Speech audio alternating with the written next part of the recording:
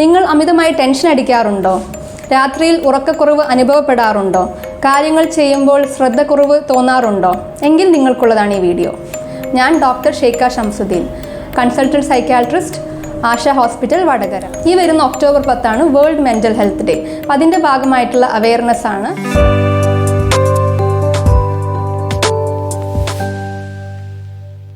അപ്പോൾ ഞങ്ങളുടെ സൈക്യാട്രി OPDയിൽ സാധാരണയായിട്ട് ഞങ്ങൾ കാണുന്ന കേസാണ് ആങ്സൈറ്റി ഡിസോർഡർ.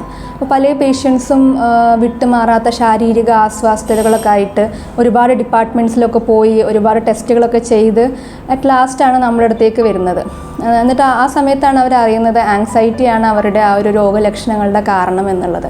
അപ്പോൾ ഒരുപാട് പേഷ്യൻസിന് വരുന്നൊരു ഡൗട്ടാണ് തനിക്ക് ആങ്സൈറ്റി ആണെന്നുള്ളത് എങ്ങനെ മുൻകൂട്ടി അറിയാൻ പറ്റും എന്നുള്ളത്. അപ്പോൾ ആങ്സൈറ്റി ഡിസോർഡറിൻ്റെ പ്രധാന ലക്ഷണങ്ങൾ എന്താണെന്ന് നമുക്ക് നോക്കാം.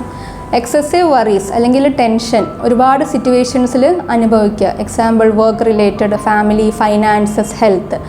അതുപോലെ ഉറക്കമില്ലായ്മ, കിടന്നാൽ ഉറക്കം വരായിക അല്ലെങ്കിൽ ഉറങ്ങിക്കഴിഞ്ഞാൽ ഇടയ്ക്കിടയ്ക്ക് ഞെട്ടി ഉണരുക, അങ്ങനത്തെ ബുദ്ധിമുട്ടുകൾ.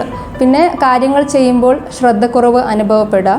പിന്നെ ശരീരത്തിൽ ഒരുപാട് സ്ഥലത്ത് മസിൽ ടെൻഷൻ കാരണം വേദനകൾ അനുഭവപ്പെടുക, അല്ലെങ്കിൽ വയറ് സംബന്ധമായിട്ടുള്ള പ്രശ്നങ്ങൾ, എരിച്ചൽ, പുകച്ചൽ, വയറുവേദന, അല്ലെങ്കിൽ നെഞ്ച് ഇടിക്കുന്നത് പോലത്തെ തോന്നൽ, അല്ലെങ്കിൽ ശ്വാസം എടുക്കാൻ ബുദ്ധിമുട്ട്, നെഞ്ചിലൊരു ഭാരം വെച്ചതുപോലെ, എക്സസീവായിട്ട് വിയർക്കുക, അല്ലെങ്കിൽ വായ ഡ്രൈ ആയതുപോലത്തെ ഫീലിംഗ്, തല കറങ്ങുന്നത് പോലെ, ബാലൻസ് തെറ്റുന്നത് പോലെ, അങ്ങനത്തെ ഒരുപാട് ശാരീരിക അസ്വസ്ഥതകൾ അനുഭവിക്കുന്നത്.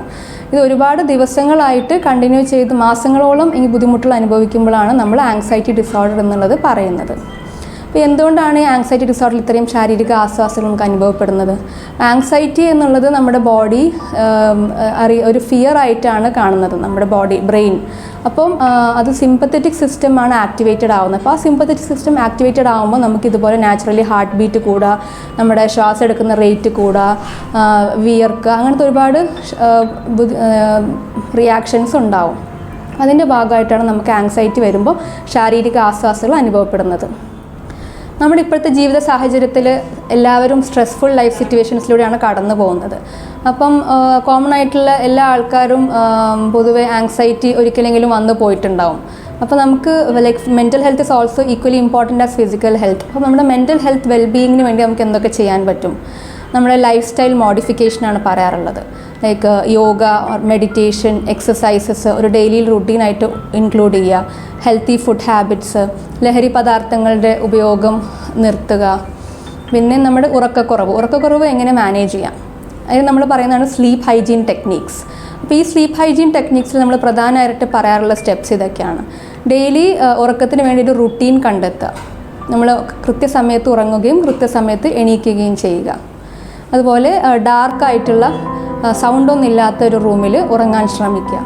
അപ്പോൾ ഉറങ്ങുന്നതിന് മുൻപായിട്ട് സ്റ്റിമുലേറ്റ് ചെയ്യുന്ന കാര്യങ്ങൾ ഒഴിവാക്കുക. Like screen usages, TV, mobile phone, അതുപോലെ നമ്മളെ ഉറക്കം നഷ്ടപ്പെടുത്തുന്ന കാര്യങ്ങൾ like use of excessive tea, coffee, ഇതൊക്കെ നമ്മൾ 6 മണിക്ക് ശേഷം ഒഴിവാക്കുക. അതുപോലെ വൈകുന്നേരങ്ങളിലുള്ള വ്യായാമങ്ങൾ ഒഴിവാക്കുക. രാവിലെ ചെയ്യുന്നതിൽ പ്രശ്നമില്ല, പക്ഷേ വൈകുന്നേരങ്ങളിലുള്ള വ്യായാമങ്ങൾ ഒഴിവാക്കാൻ നോക്കുക.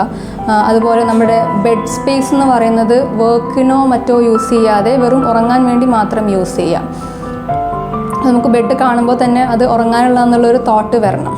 അതുപോലെ ഉറങ്ങുന്നതിന് മുൻപ് ഒരു വാം വാട്ടറിൽ കുളിക്കുന്നത്, ഒരു പാല് കുടിക്കുന്നത്, ഇതൊക്കെ നമുക്ക് ഉറക്കം നാച്ചുറലി വരുത്താനുള്ള കാര്യങ്ങളാണ്.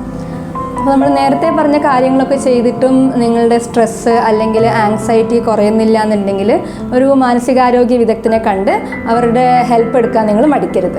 ഈ പറഞ്ഞ വിഷയത്തെ പറ്റിയോ അല്ലെങ്കിൽ വേറെ ഏതെങ്കിലും സൈക്യാട്രി പരമായിട്ടുള്ള ഡൗട്ട്സിനെ പറ്റി നിങ്ങൾക്ക് ചോദിക്കാനുണ്ടെങ്കിൽ കമൻസിൽ ചോദിക്കാവുന്നതാണ്. ഞാൻ റിപ്ലൈ ചെയ്യാം. ഏവർക്കും നല്ലൊരു മാനസികാരോഗ്യം ആശംസിക്കുന്നു. നന്ദി.